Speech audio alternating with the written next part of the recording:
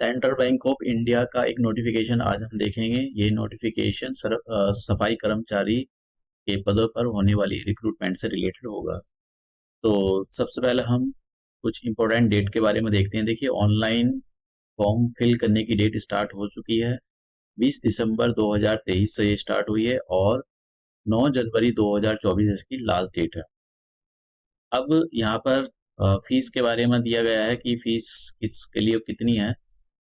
तो ये SC ST और PW वालों के लिए 175 फीस है और जो जनरल कैंडिडेट हैं उनके लिए 850 रुपये फीस है। आपका ऑनलाइन एग्जाम कब कंडक्ट होगा? फरवरी मंथ में होगा और अप्रैल 2024 तक फाइनल सिलेक्शन हो जाएगा। एक दो टेस्ट होंगे, एक तो आपका लैंग्वेज का टेस्ट होगा, ये मार्च 2024 को होगा और जो कंप्यूटर बेस्ड एग्जाम होगा फरवरी 2024 को होगा। सैलरी कितनी मिलेगी? 28,145 145 रुपए सैलरी मिलेगी। देखिए यहाँ पर ये देखिए आप, in addition to the basic pay the selected candidate will be entitled for DA, मतलब बहुत सारे अलाउंसेस मिलते हैं, मेडिकल फैसिलिटी मिलती है, स्पेशल पी लीव, बहुत सारी चीजें मिलती हैं। तो ऐसा नहीं है कि ये कोई 28,000 सैलरी मिलती है। इवन इसका मतलब ये होगा कि आपको 40,000 सैलरी मिलेगी। और आपको यहाँ पर लिखा हुआ है कि जो 6 मंथ की एक ट्रेनिंग एक्टिविटी जो होगी उससे आपको पास होना पड़ेगा। मतलब पास होने का मतलब ये नहीं कि आपको कोई पास करना है, मतलब आपको वो आपकी ट्रेनिंग चलेगी। अब देखिए यहाँ पर ये तो कट ऑफ की इसके बारे में, कट ऑफ के बारे में, एज के बारे में देख लेते हैं। देखिए एज आपकी 18 से 26 साल के बीच में होनी चाहिए और आपकी जो एज की कैलकुलेशन की जाएगी वो 31 मार्च 2023 की डेट के अकॉर्डिंग की जाएगी। तो अगर आप 26 साल से ज़्यादा के हो गए हों तो जनरल वालों के लिए तो यहाँ पर कोई एज रिलैक्सेशन नहीं है। शेड्यूल्ड कास्ट और शेड्यूल्ड ट्राइब वालों के लिए 5 साल का है और जो OBC कास्ट में आते हैं, नॉन क्रीमी लेयर में, उनके लिए 3 साल का है। और जो जो पी पर्सन डिसेबिलिटीज वाले होते हैं उनके लिए 10 मार्क्स का है और 10 साल का है। तो और यहाँ पर एक सर्विसमैन आप देख लेना। क्वालिफिकेशन, देखिए क्वालिफिकेशन केवल इसने ना 10वीं पास मांगी है या फिर आपने उसके इक्विवेलेंट कुछ किया हो। अब ऐसा नहीं है कि केवल आप 10वीं पास हो तो मतलब आपका, देखिए आपको एग्जाम क्वालिफाइड करना पड़ेगा, मिनिमम तो क्वालिफिकेशन यही है। और यहाँ पर कुछ मेडिकल कंडीशंस दी गई हैं।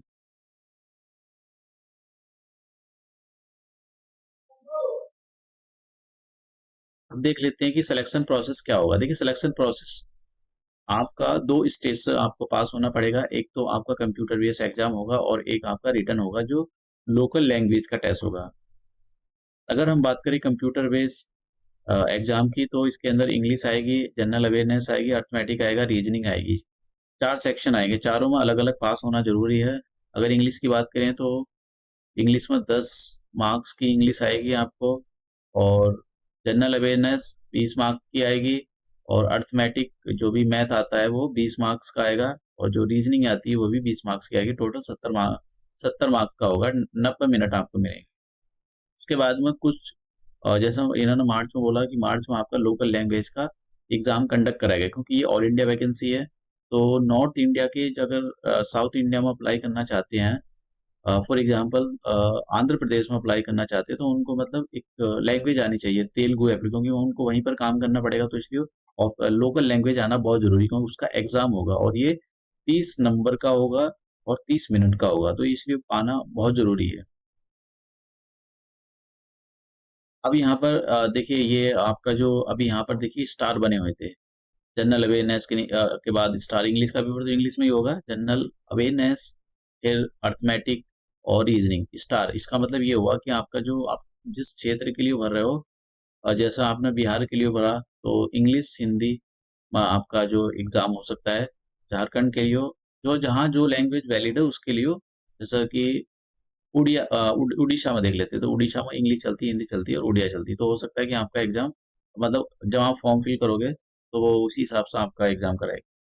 अगर आपने गलत किया है तो 0.25 आपके जो मार्क्स है वो चले जाएंगे, नेगेटिव मार्किंग होगी।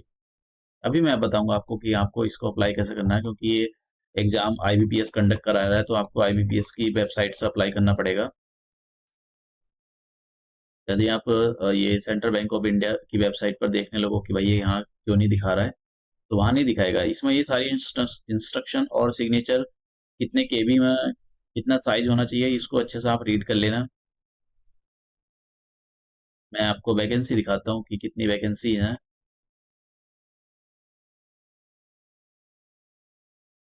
देखिए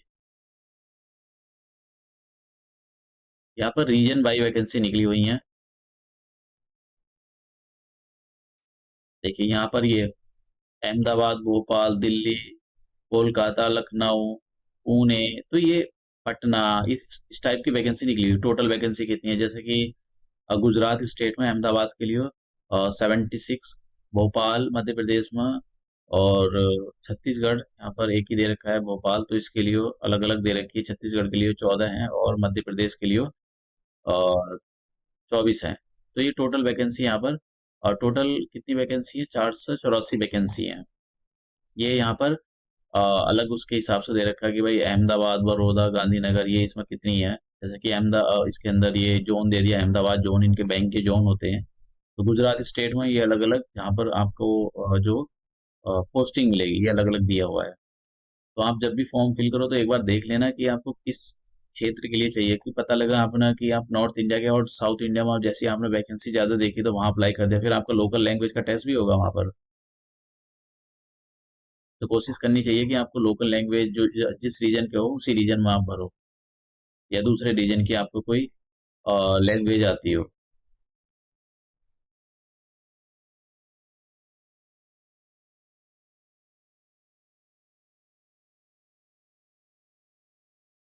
तो और तो इसके अंदर ऐसा कुछ नहीं है बताने वाला।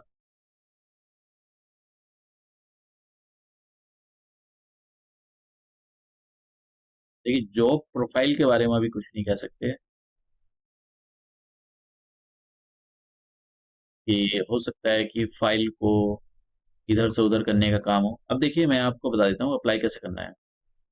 आपके सामने ये तो जो पीडीएफ है ही ये है। आपको जैसे ही आप यहाँ पर देख रहे हो शुरू में स्टार्टिंग में ही आना है, इन्होंने यहाँ पर लिंक दिया है, तो आप इस पर जैसे ही क्लिक करोगे तो ये आपसे बोलेगा आपको नए पेज पर ये डायरेक्ट कर देगा। तो आपको करना ये click here for new registration, क्योंकि आपको न्यू रजिस्ट्रेशन करना है तो आपको ये अपना फॉर्म फिल करना पड़ेगा, बेसिक इन्फॉर्मेशन, तो फोटो, डिटेल्स, और फिर यहाँ पर ये जो भी पेमेंट होगा वो आपको पेमेंट कर देना और आपका फॉर्म सबमिट हो जाएगा। तो एक बार फॉर्म को सबमिट करने से पहले आप पूरी इन्फॉर्मेशन को बिल्कुल अच्छे से रीड कर लेना, क्योंकि अगर कोई भी गलती होती है तो उसके जिम्मेदार आप खुद ही होते हो।